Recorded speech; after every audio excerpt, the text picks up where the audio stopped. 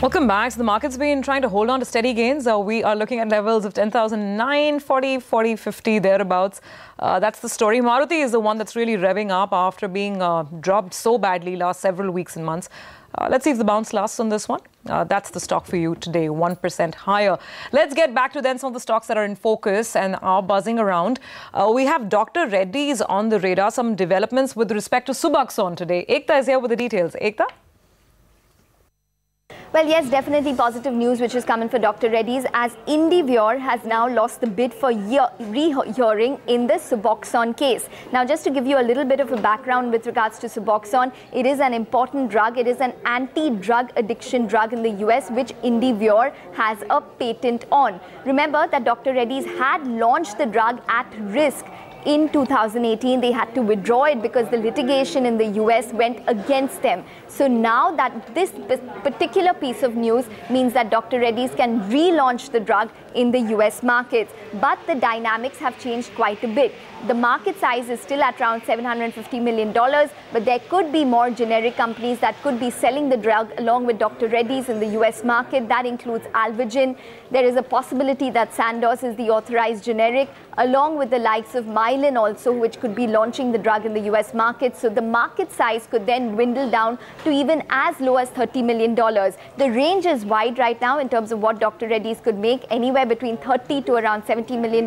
It will depend on who else is selling the drug at the same time as Dr. Reddy's. That will play out in the next couple of weeks. Separate thing, remember that this is still an at-risk launch. That means that there is a litigation pending in the US and Dr. Reddy's has still launched the drug pending the outcome of that particular litigation. So that risk always remains. Okay, all right. Thanks so much for that, Ekta. Well, over to Rima. Rima, there was a downgrade that came in for Bharti Airtel, though the stock has recovered from the low point of the day. Yes, first the news. So Moody's has downgraded Bharti Airtel's rating. So the rating stands at BA1 from Baa3. The new rating is actually below investment grade or junk rating. Moody's has also downgraded the rating on their senior unsecured bonds, which totally amount to about $3.7 billion. The rating outlook is negative, and this follows after Moody's had put the company on watch for a possible ratings downgrade on 8th of November. The reasons for the downgrade are not hard to guess. So they said that there is uncertainty whether the profitability of the company can improve on a sustainable basis and materially given the competitive environment. Even though there are steps taken by the company to bring down their capital, they believe the cash flow generation from the India wireless business will remain weak, which will keep the leverage elevated. Now, the reason why the stock may have possibly recovered from the lows because on the fact that the company is taking some tangible steps. So since December, that's in the current quarter, the company has announced that $200 million of an investment in the Africa business by Qatar Investment Authority. Then there are plans to bring down debt via the Africa IPO, as well as some possible equity fundraise. Also, it has an investment grade rating from the other rating agencies like CRISIL and S&P. So this is a negative news and a setback nonetheless. And that's the reason why it's a stock which is on our radar. Okay, all right. Thank you, Rima, for that. That's Bharti Airtel. In fact, let's hear out what Sunil Bharti Mittal, chairman of Bharti Enterprises, had to say on issues concerning deleveraging and Moody's concerns on the same when Shireen spoke with them at Davos last month. First of all, Africa has already raised pre-IPO money, $1.25 billion, which has gone to deleverage. The $5 billion debt, we are in Africa down to $3.7 billion, out of which $700 million is FLO for towers, which is not a real debt to be repaid, but just to be adjusted over time. So $3 billion debt there. At some point in time, 2019, we will have our IPO. It was expected in the first half. Is it now been pushed to the second half? Is that the expectation? Can't say. I think some pre-roadshows are in the offing in the coming weeks. I would say we should stay to our schedule. Which is the second half? No. Or the first half? It would be in the middle. In the middle. Yeah. Okay. We always said June, July. We never had said, I don't know, there were some reports that we'll do it early in the year. There's an election in Nigeria happening in February.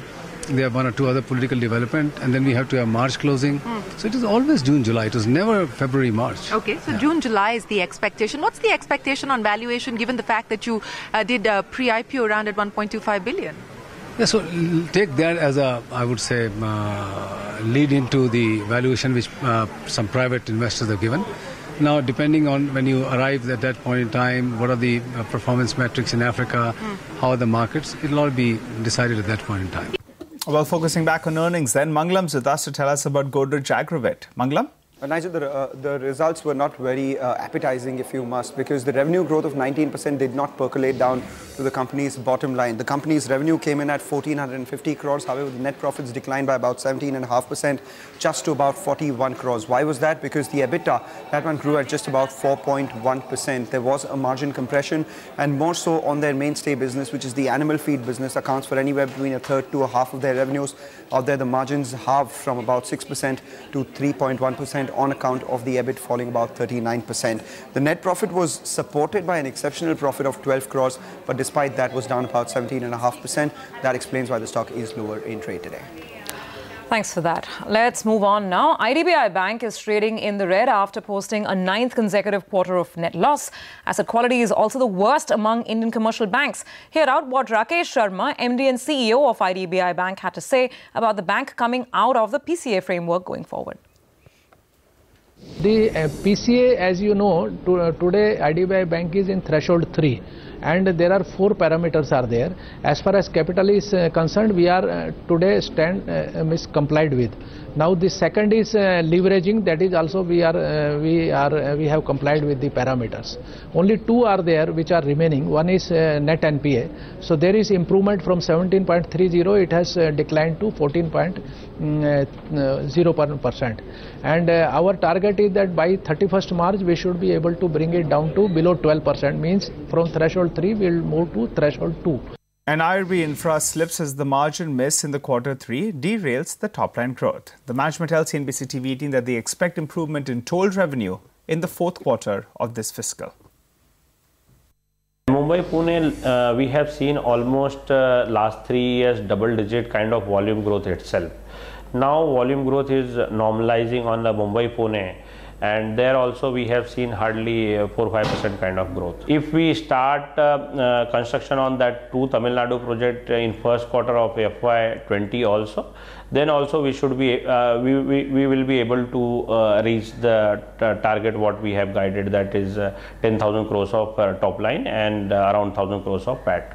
Okay, lots of earnings in focus and a market that is taking off now. So let's quickly recap, first of all, our buzzers list today. Bharti Airtel, Jubilant Foodworks, Dr. Reddy's Labs, Godrej Agrovet, IDBI Bank and IRB Infra are the stocks on the radar. It's a mix of green and red on that list today. We'll take a break on that note. On the other side, we talk markets with Ashwini Gujral and Rajat Bose and also get you some trading ideas.